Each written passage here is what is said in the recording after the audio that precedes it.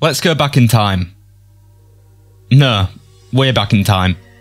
The Dawn of Man is the newest setting for the Far Cry series, and it's a twist not many of us were expecting.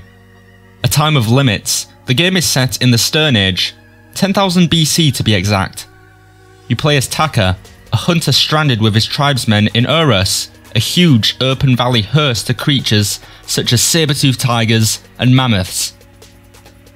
Armed only with primitive tools and weaponry, the game is all about taking control and rising to the top of your tribe's ranks, as well as gaining dominance over your surroundings. But with such limited tools and abilities, will the lack of in-game gadgets hinder the title at launch?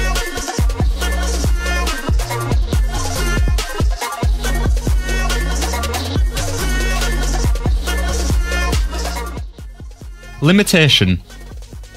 In most open world adventure titles, you'll find numerous gadgets, weaponry and tools at your disposal. But Far Cry Primal winds that back, giving you only a handful of stone-crafted spears, axes and other primitive tools to use. While this may seem like a breath of fresh air, some gamers believe it will also hinder the game upon arrival, with the game becoming stale within a few days because there simply isn't enough stuff. I think that's wrong. I think the gaming community is focused far too much on what these mechanics are and not what they do.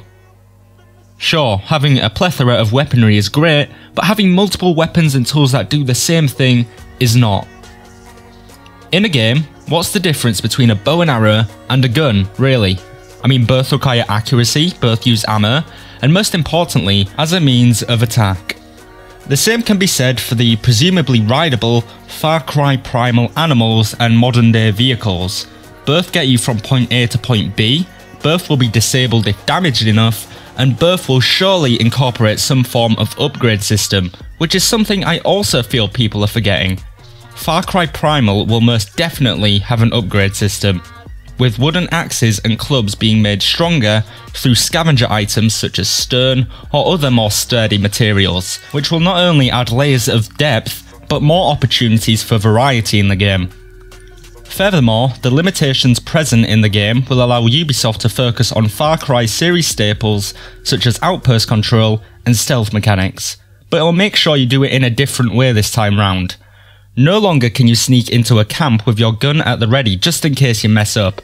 There are no guns. No longer can you snipe an enemy from far away before approaching an enemy base, because as I've already said, there are no guns. All you're going to have is your wit, a few spears, and a whole heap of good luck. Movement and control is going to be key in this new title, bringing fresh and new dynamic gameplay elements into the game depending on the context of the situation. So, do I think the limitations of Far Cry's new historical context will hinder the game? No. I think Primal is going to be a breath of fresh air for the series. A new beginning at the beginning of human life. Because after all, less is more.